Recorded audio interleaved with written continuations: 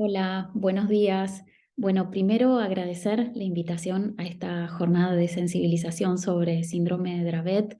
Sé que en el auditorio hay no solamente miembros del equipo de salud, sino también familias, por lo que mi charla de aspectos genéticos voy a tratar de utilizar el lenguaje más amigable posible para que lo puedan entender. Les voy a compartir mi presentación, así arrancamos.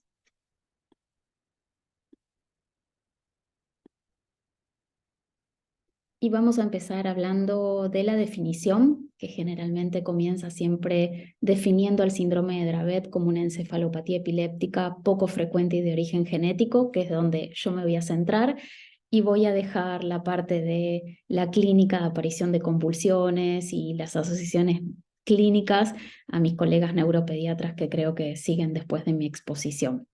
Efectivamente, Dravet es poco frecuente y de origen genético, y eso es lo que vamos a ir enumerando a partir de ahora. Vamos a hablar de la prevalencia, que afecta a ambos sexos, qué significa que la enfermedad sea de origen genético, qué significa que sea génico y de herencia autosómica dominante y de expresión variable, y de qué se trata lo que hacemos en la consulta con genética, que es el asesoramiento genético, así como también algunos escenarios y preguntas frecuentes que aparecen en la consulta con genética. Con respecto a la prevalencia, varía entre 1 a 16.000 a 1 en 40.000 habitantes. Con esos números y esa definición entra en la categoría de lo que se llama enfermedad poco frecuente, rara, minoritaria, EPF, EPOF y todos los sinónimos que quieran. Ustedes saben que en nuestro país tenemos una ley nacional que es la 26.689, fue sancionada en el año 2011 y reglamentada en el 2015, y define en nuestro país que cualquier entidad o cuadro que tenga una prevalencia menor o igual a 1 en 2000 es una enfermedad poco frecuente. Para que tengan una idea, ser celíaco en la Argentina tiene una prevalencia de 1 en 100, es decir, es sumamente frecuente. Por otro lado, en nuestro país también contamos con un listado que cuenta con 5.885 enfermedades. Lo importante de esto, que esta ley tiene como objetivo promover la salud integral del paciente con una enfermedad poco frecuente y su familia, dado que si bien son enfermedades totalmente distintas desde la etiología, la clínica, su presentación, etcétera, los pacientes que tienen una enfermedad poco frecuente y sus familias comparten una serie de características en el transcurrir y en el transitar por el sistema de salud. Una etapa que llamamos prediagnóstico, en donde el paciente hace una especie de doctor shopping, yendo de médico en médico, con una demora diagnóstica, con repetición de estudios, con diagnósticos erróneos que a veces entorpecen el acceso a determinados tratamientos, así como también muchas familias se trasladan del lugar donde viven para acceder al diagnóstico. Y esa odisea prediagnóstica, tal vez uno creería que se acaba al tener un diagnóstico determinado o un diagnóstico de certeza, y no es así. A veces, posterior al diagnóstico, aparecen otras características como son la falta de información, la falta de acceso a algún tratamiento, tener que desplazarse también a otra provincia u otro lugar de donde uno vive para acceder a determinado tratamiento o prestación, así como también como el 75% tienen presentación en la edad pediátrica, tiene impacto no solamente en el niño, sino también en la organización familiar. Y después las familias tratan de buscar información apoyándose en organizaciones civiles, internacionales, donde tal vez están un poco más adelantados con respecto a las cuestiones de la enfermedad. La paradoja de la enfermedad poco frecuente tiene que ver con que si bien son pocos los pacientes dentro de cada una de las 5.885 enfermedades, en su conjunto representan del 6 al 8% de la población.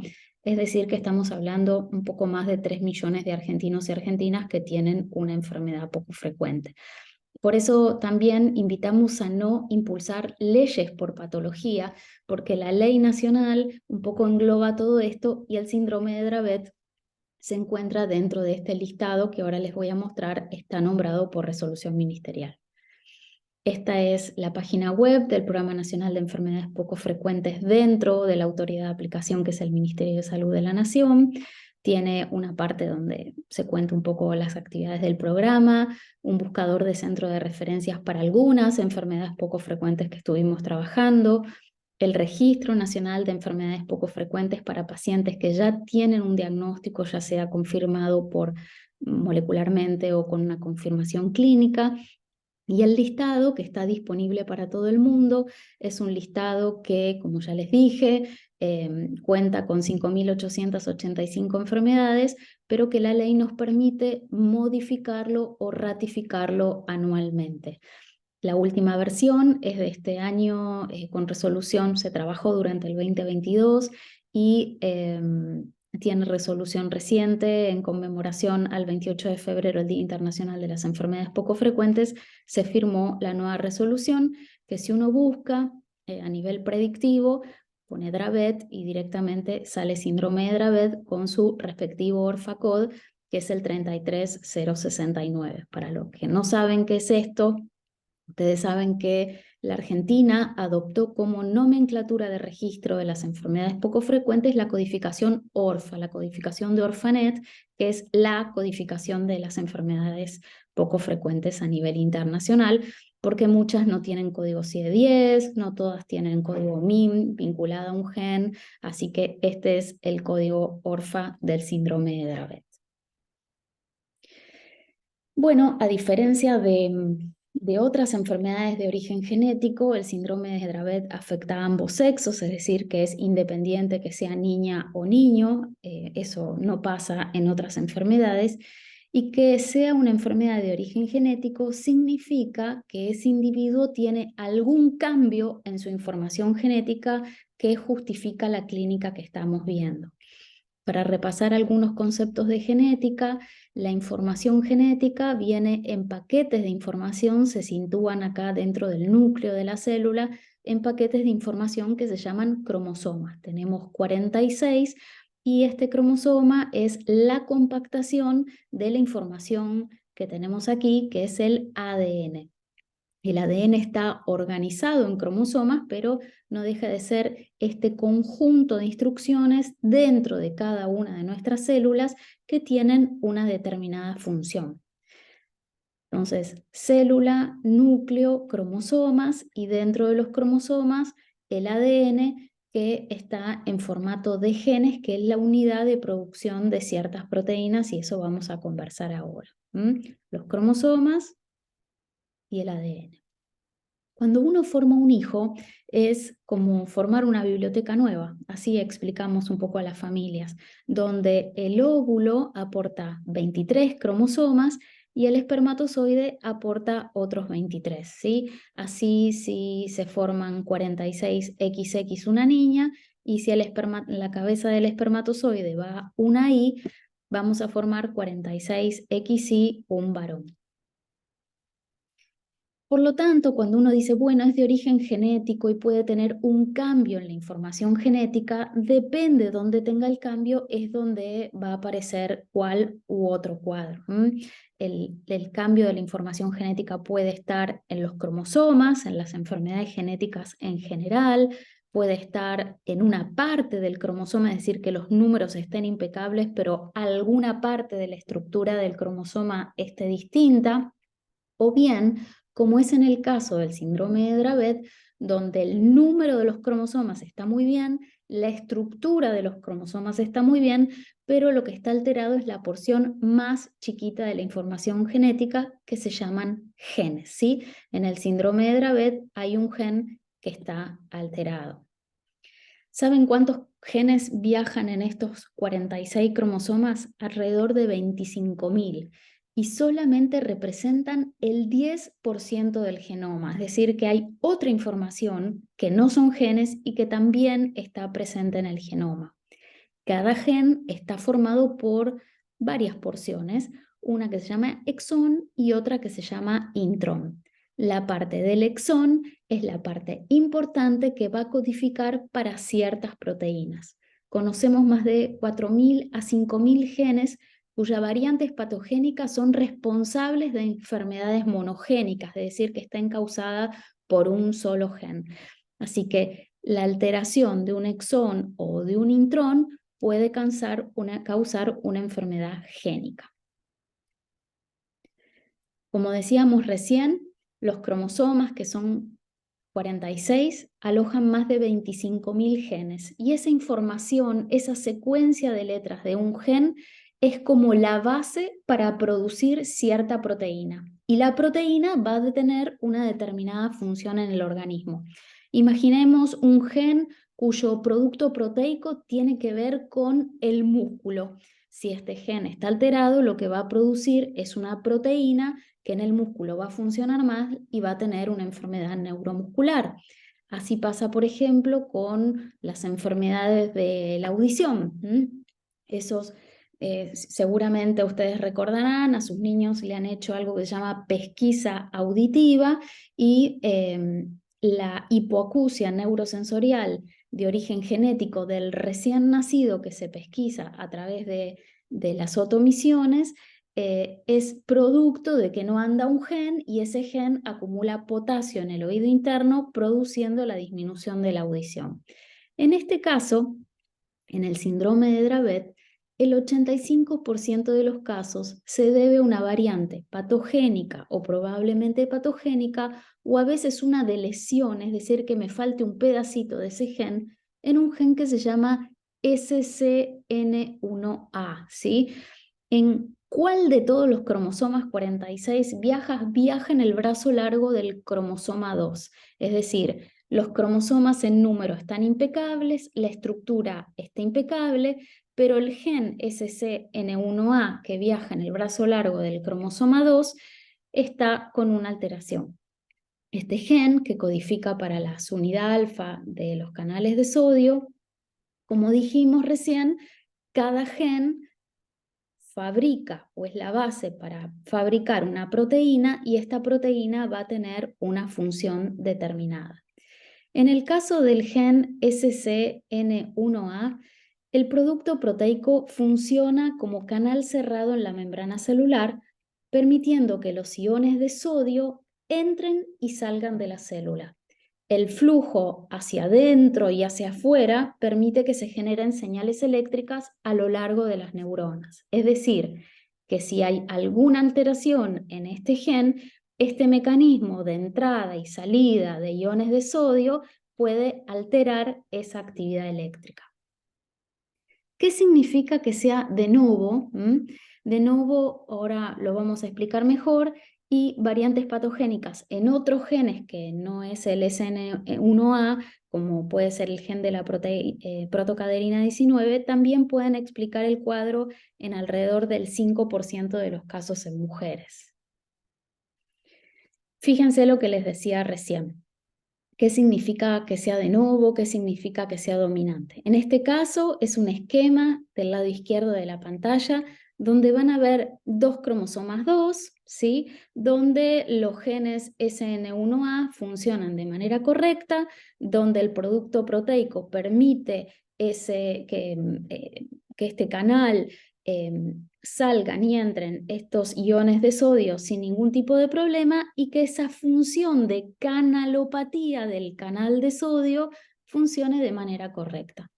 Pero ¿qué pasa cuando una de las dos copias, se acuerdan lo que dijimos cuando uno formaba un niño, que uno recibe mitad de mamá y mitad de papá? ¿Qué pasa cuando una de las dos copias de este gen que viajan en el cromosoma 2 están cambiadas, están distintas? Ese orden particular que tiene la secuencia en el gen está alterada. Bueno, se produce una proteína distinta, se produce lo que se llama haploinsuficiencia de esa proteína, muchas veces hasta trunca, y este canal de sodio funciona de manera incorrecta, alterando obviamente la actividad eléctrica consecuente. ¿Y por qué decimos que es autosómica dominante? Ya aprendimos que es génica, es decir, que los cromosomas están bien, la estructura del cromosoma está bien, pero hay alterado un gen, la porción más chiquita de la información genética. ¿Qué significa que es autosómica dominante? Eso, que todos heredamos 2 copias del cromosoma 2, pero los pacientes con síndrome de Dravet, en una de sus 2 copias, tiene un gen SCN1A alterado o cambiado. ¿Y qué significa de novo?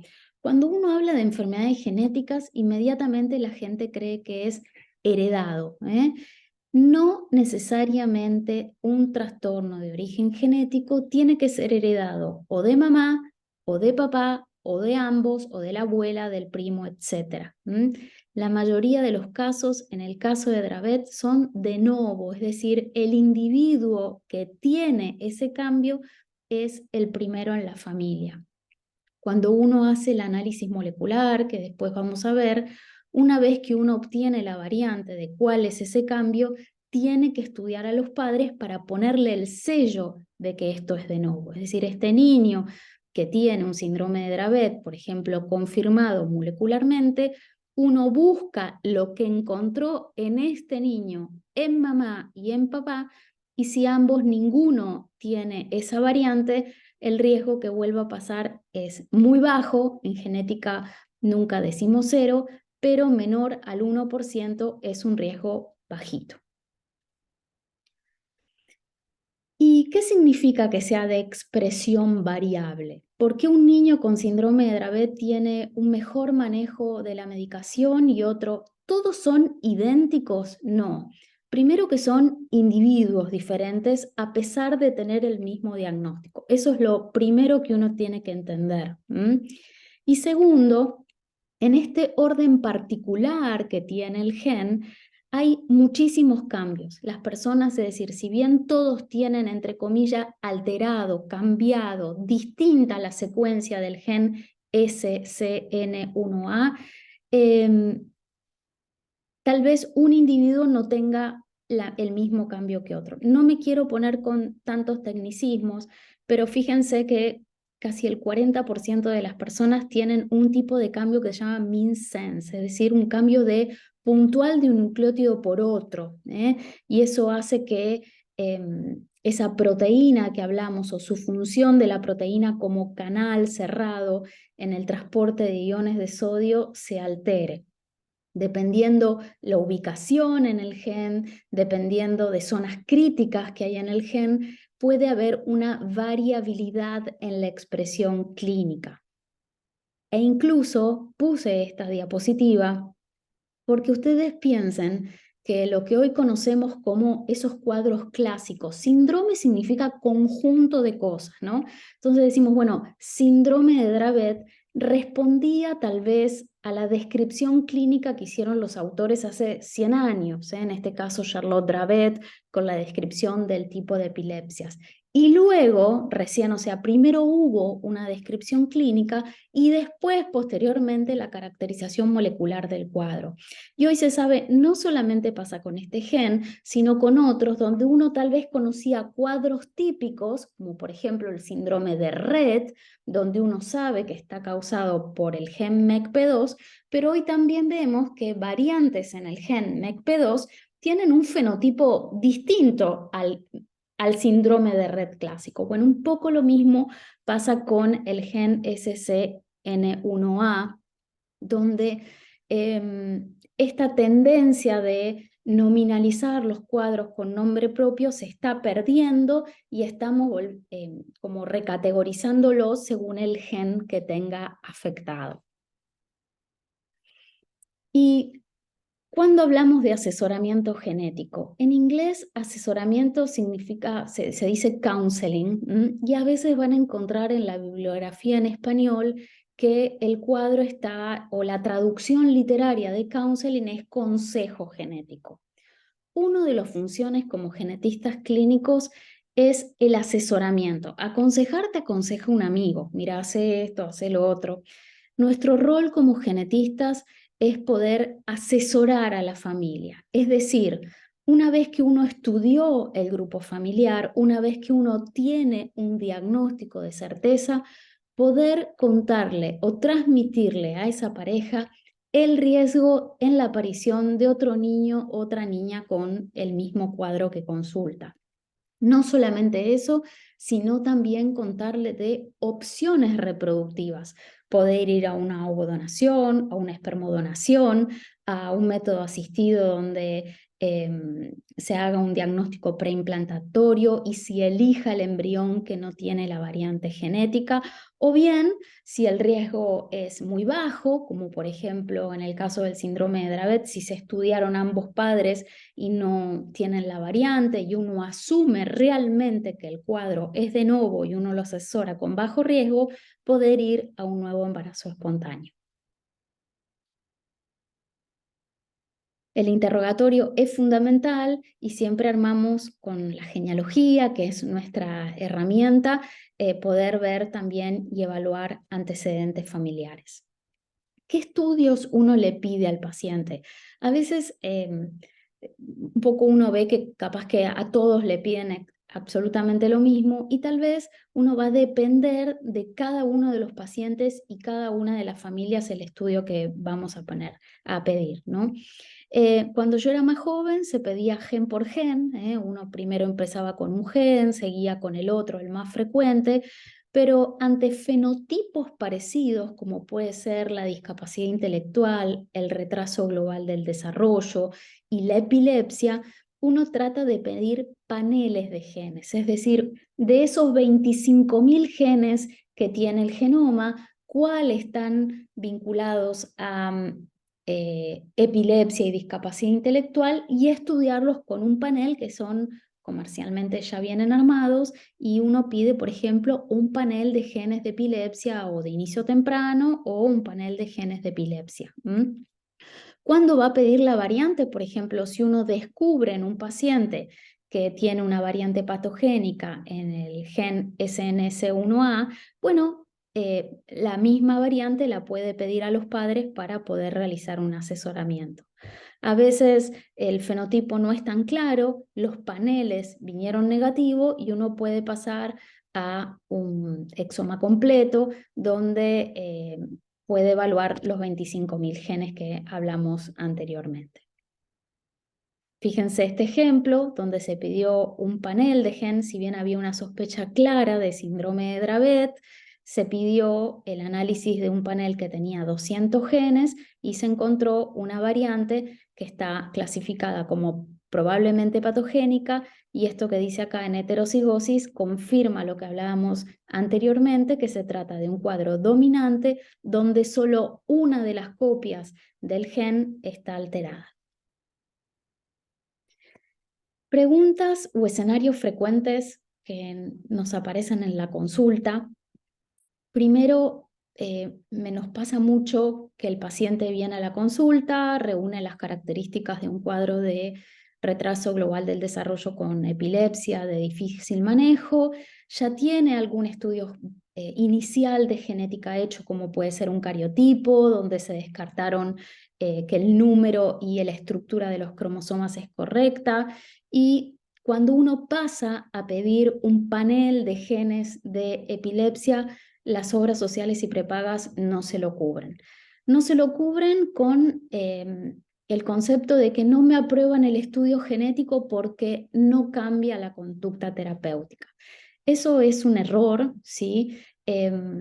La identificación molecular de un cuadro, poder entender cuál es el cambio que tiene en ese gen u otro, da mucha luz al cuadro, a los equipos tratantes, más cuando se trata de una enfermedad que te da epilepsia, porque hay tratamientos que se pueden instalar y otros que no, o por lo menos están más recomendados. Uno entiende la fisiopatología por el cual se está produciendo la epilepsia e inclusive da mucha luz a la familia porque tienen derecho a entender el diagnóstico de su hijo.